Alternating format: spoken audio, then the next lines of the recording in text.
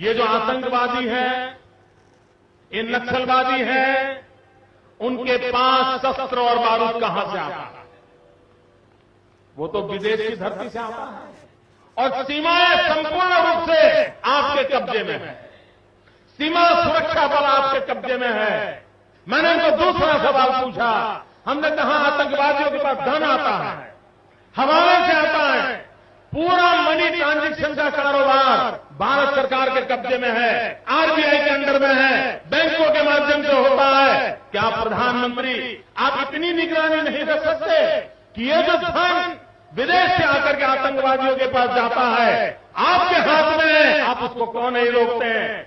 मैंने तीसरा सवाल उनको पूछा कि विदेशों से घुसपैठ आते हैं, घुसपैठ से आतंकवादियों के रूप में आते हैं, आतंकवादी घटनाएं करते हैं, भाग जाते हैं। प्रधानमंत्री जी आप मुझे बताइए, सीमाएं आपके हाथ में है, कोस्टल सिक्योरिटी आपके हाथ में है, बीएसएफ सेना सब आपके हाथ में है, नेवी आपके हाथ में है, ये विदेश से घुसपैठ के कैसे घुस जाते हैं? मैंने चौथा सवाल पूछा। सारा कम्युनिकेशन भारत सरकार के अंडर में है। कोई भी अगर टेलीफोन पे बात करता है, ईमेल भेजता है, कोई भी कम्युनिकेशन करता है, भारत सरकार उसको इंटरप्ट कर सकती है।